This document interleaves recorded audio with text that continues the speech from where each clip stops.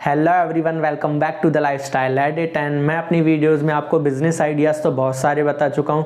कौन से बिज़नेस शहर में करने चाहिए, कौन से गांव में करने चाहिए, वो आप अपने हिसाब से चूज़ कर सकते हैं। उनको चुन सकते हैं आप, किस में आपका इंटरेस्ट अच्छा है, किस में आपकी स्किल्स अच्छी हैं, उसके हिसाब से। लेकिन उन बिज़नेस को स्टार्ट कैसे करना है, शुरू करने का सही क्रम क्या है, वो आज मैं आपको इस वीडियो में बताने वाला हूँ। तो आज की वीडियो का टॉपिक होने वाला है how you can start your new business, step by step guide. तो चलिए शुरू करते हैं। इंडिया में ऑलमोस्ट एवरी ईयर इतने सारे स्टार्टअप और बिज़नेस स्टार्ट होते हैं, लेकिन वो बिना कोई लाभ कमाए, बिना प्रॉफिट के ही वो सभी बंद हो जाते हैं। 90% बिज़नेस के साथ ऐसा ही होता है। तो आज हम इस वीडियो में बात करेंगे कि किन बातों का ध्यान रखेंगे, क्या क्या ज़रूरी बातें हैं जिनसे बिज़नेस स्टार्ट करेंगे और लंबे टाइम तक उसे चलाकर उससे प्रॉफिट अर्न कर पाएंगे। तो इस वीडियो में हमारा पहला पॉइंट है आइडिया क्रिएशन। आइडिया क्रिएशन में उन्होंने मुख्यतः 4 चीज़ों पर बात की है, जैसे कि आपका इंटरेस्ट। अगर आपको अच्छे कपड़े पहनना पसंद है, आपको कपड़े बेचना भी पसंद है, तो आप क्या कर सकते हैं कि आप कपड़ों की शॉप कर सकते हैं। या आप, मैंने दूसरी बात की स्किल्स की, अगर आप बहुत अच्छे सेल्समैन हैं, रिटेल में जॉब कर चुके हैं, तो आप कोई भी प्रोडक्ट बेच सकते हैं, तो आप ऐसा सेल्स का बिजनेस स्टार्ट कर सकते हैं। अगर आप बहुत अच्छे कारपेंटर हैं, तो होम रेनोवेशन और फर्नीचर डिज़ाइनिंग का भी आप बिज़नेस स्टार्ट कर सकते हैं। ये स्किल्स पे डेवलप कर सकते हैं अपने बिज़नेस को। फिर दूसरा है मार्केट की डिमांड क्या है। मार्केट हमेशा, डिमांड्स मार्केट की बदलती रहती हैं। जैसे कि अगर मैं सीजनल वाइज देखूँ, तो जब बारिश आने वाली होती है तो मार्केट में डिमांड होती है छाता, वाटरप्रूफ जूते या रेनकोट है। ऐसे बिज़नेस में आप प्रोडक्ट को सेल करना आपके लिए बहुत ही इजी होगा।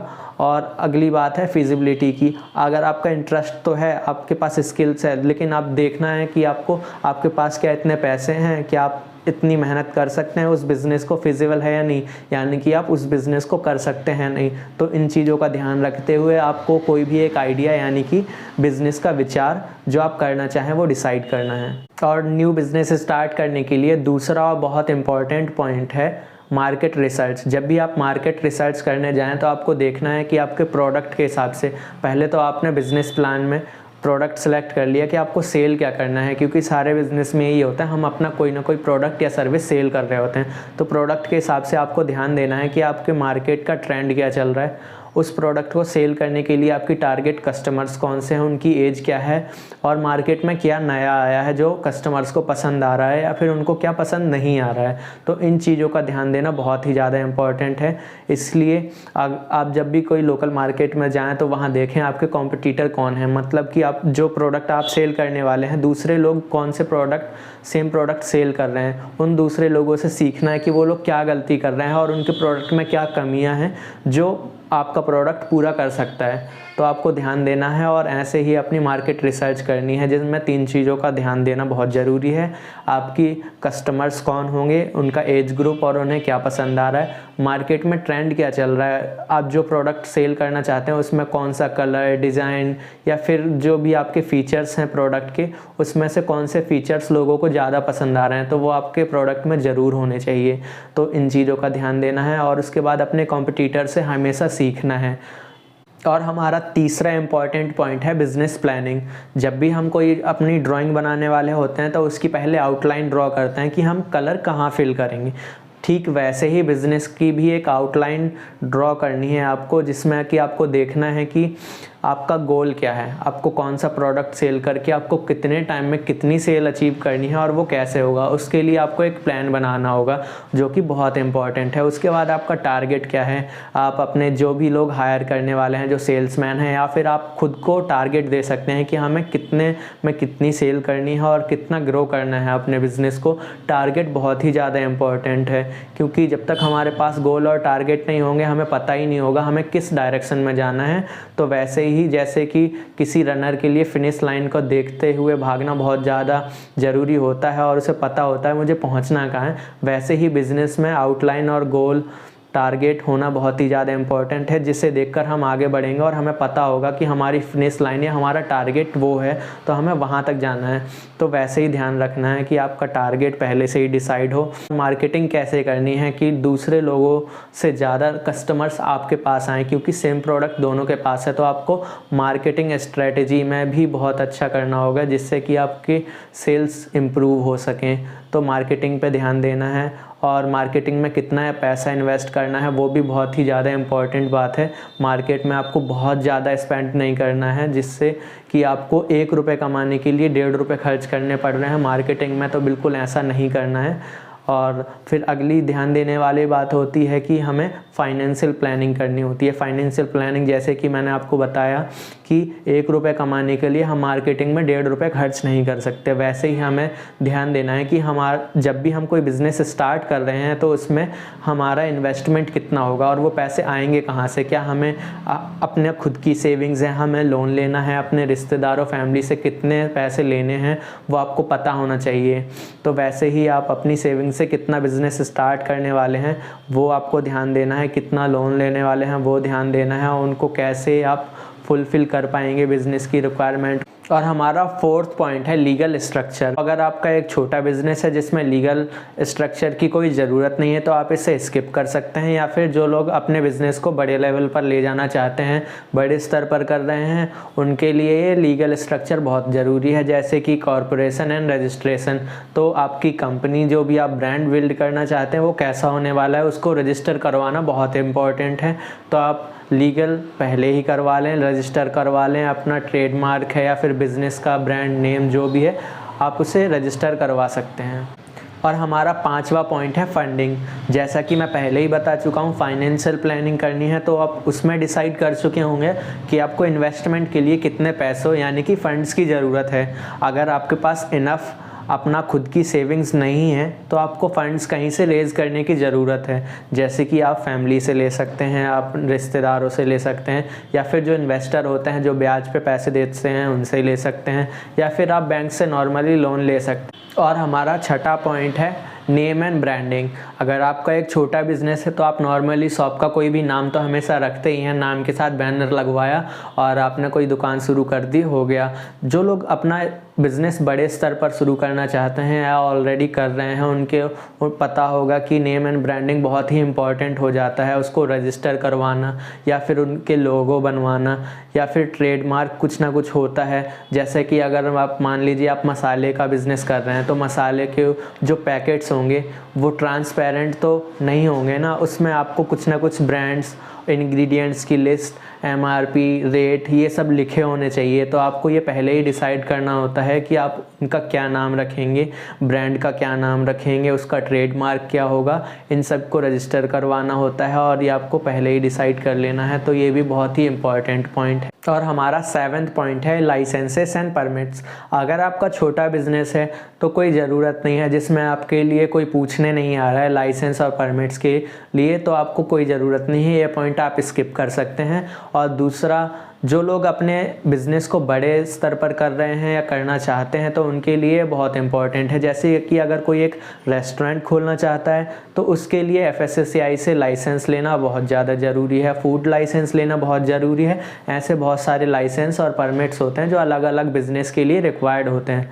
अगर आपको जानना है कि कौन से बिज़नेस के लिए कौन से लाइसेंस और परमिट्स रिक्वायर्ड होते हैं तो आप मुझे कमेंट करके बता देना, मैं आपको उस पर वीडियो बना दूँगा। और हमारा 8वां पॉइंट है लोकेशन एंड इक्विपमेंट। तो लोकेशन की अगर मैं बात करूं तो लोकेशन किसी भी बिज़नेस के लिए बहुत ही ज़्यादा इम्पॉर्टेंट है। अगर आप ऑनलाइन ई-कॉमर्स बिज़नेस कर रहे हैं तो भी, और अगर आप कहीं शॉप खोलना चाहते हैं तो भी। ई-कॉमर्स में तो आप देखेंगे कि आपको किस एप्लीकेशन या किस प्लेटफॉर्म से कम फ़ी ले रहे हैं वो, और आपको सर्विसेज अच्छी प्रोवाइड कर रहे हैं, तो ये ऑनलाइन ई-कॉमर्स के लिए लोकेशन हो गई। और जो लोग छोटा बिज़नेस कर रहे हैं या उनको फ़िज़िकल एक स्टोर खोलना है तो उनके लिए बहुत ही ज़्यादा इंपॉर्टेंट होती है लोकेशन। जैसे कि एग्जांपल के लिए बताऊं, अगर आप किसी वाइन शॉप के सामने एक बुक स्टॉल खोलते हैं तो वहाँ तो नहीं चलेगा ना, तो वैसे ही बहुत इंपॉर्टेंट होता है लोकेशन। तो आप जैसे कि आप मोमोज़ की दुकान खोलना चाहते हैं, एक छोटा सा ही बिज़नेस है लेकिन उसमें प्रॉफिट बहुत है, तो आप मेट्रो के बाहर बाहर या फिर किसी कॉलेज के बाहर अगर आप एक छोटी सी मोमोज़ की रेडी भी लगाते हैं ना, तो उससे लोकेशन की वजह से आप उससे भी आप बहुत अच्छा प्रॉफिट बना सकते हैं। और दूसरी आती है इक्विपमेंट की बात। तो आपको सही इक्विपमेंट ख़रीदना बहुत ही ज़्यादा इम्पॉर्टेंट है कि अगर आप जिम का बिज़नेस कर रहे हैं, जिम आपने खोल ली, लेकिन उसके इक्विपमेंट आपने ऐसे ख़रीदे कि एक मशीन से सिर्फ एक एक्सरसाइज हो रही है, तो वो तो आपके लिए प्रॉफिटेबल नहीं है ना, और ज़्यादा स्पेस भी लगेगा 2 मशीनें रखने के लिए। तो आप एक ऐसी मशीन ख़रीदते हैं जिससे कि आप एक ही मशीन से 4 से 5 एक्सरसाइज कर सकते हैं।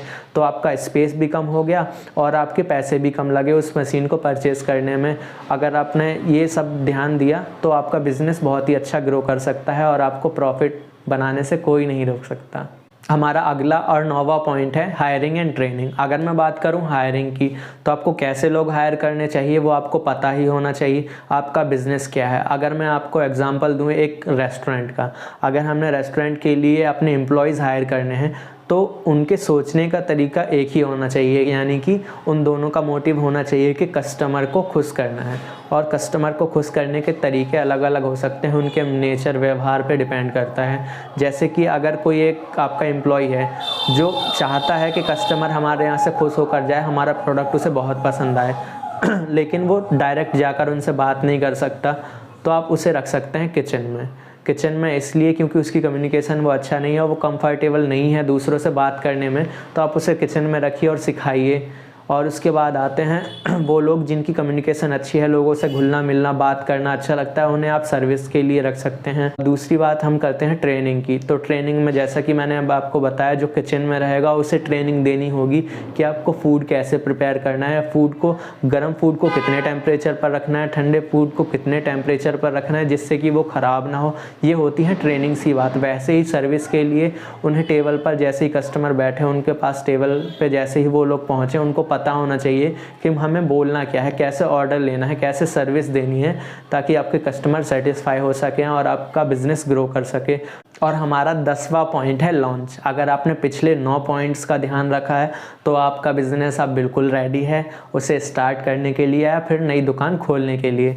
तो आप अपना लॉन्च कर सकते हैं इनके बाद। और लॉन्च के वक्त ध्यान देने वाली बात क्या है, जो आपने मार्केटिंग स्ट्रेटेजी बनाई थी उसके हिसाब से आपके पास बहुत सारे लोग आने चाहिए। तो लॉन्च पे जिस दिन भी आपकी ओपनिंग हो उस दिन बहुत सारे लोगों को इनवाइट करना है। मान लीजिए अगर आपका एक रेस्टोरेंट है तो आप सोशल मीडिया से लोगों को बुला सकते हैं जो सोशल मीडिया पर फेमस हैं, कुछ फॉलोअर्स हैं उनके, जो रिव्यूज़ दे सकते हैं आप। और आपके बिज़नेस का रिव्यूज़ अगर आप सोशल मीडिया पर डालते हैं या फिर आपके आसपास के फ्रेंड्स को बुला सकते हैं जो एक दूसरे से बताकर आपकी मार्केटिंग बहुत ही अच्छी हो जाएगी। और लॉन्च के दिन आपकी सेल्स भी हो सकती है, बट सेल्स से ज़्यादा इम्पॉर्टेंट है कि आप लॉन्च के दिन सभी को पता चले कि एक नया बिज़नेस स्टार्ट हुआ है, जिससे लोग आएंगे और आपका बिज़नेस ग्रो होगा।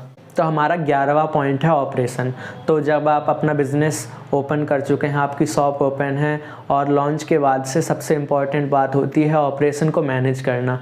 तो हम एक बहुत ही अच्छा टर्म यूज़ करते हैं SOP, standard of operating procedure. तो जब भी हम किसी को ऑपरेट कर रहे हैं, मान लीजिए अगर एक रेस्टोरेंट है तो हमने पहले ही लोगों को कुछ वादे किए होंगे कि आपके पास फूड 5 मिनट में पहुंच जाएगा, या फिर हमारा फूड इतने रुपए में होगा और आपको इतने से इतने बजे तक आपको फूड या सर्विस हम प्रोवाइड करेंगे। तो आपकी ये ऑपरेशंस को मैनेज करना बहुत ही ज़्यादा इम्पॉर्टेंट है।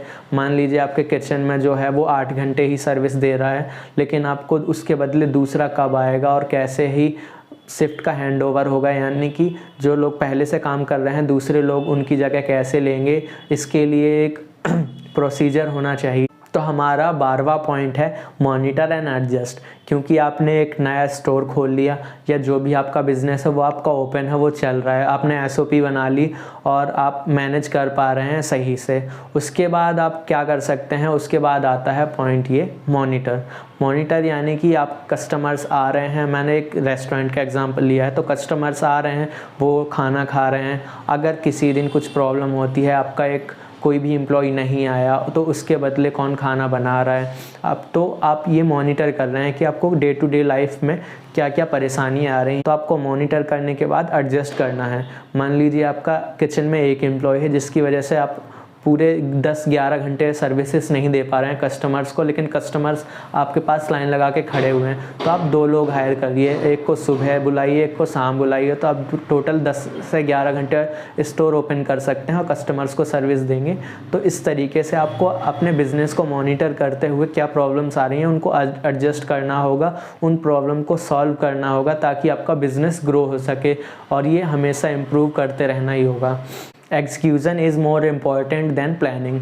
तो आपको ध्यान देना है कि मैंने जो प्लान तो बता दिए हैं, आपने देख लिए हैं, लेकिन उन सभी को फॉलो कैसे कर पा रहे हैं आप। बिज़नेस को ग्रो करने के लिए हमेशा इम्प्रूवमेंट चाहिए होती है, तो हमेशा आप देखते रहें, मॉनिटर करते रहें, और ऐसी और वीडियोस के लिए मुझे फॉलो कीजिए। मेरा नाम है अश्वनी और आप देख रहे हैं the Lifestyle Edit. And like and subscribe and share कर दीजिए उस अपने फ्रेंड को जो न्यू बिज़नेस स्टार्ट करना चाहता है। और मिलते हैं नेक्स्ट वीडियो में, तब तक के लिए धन्यवाद।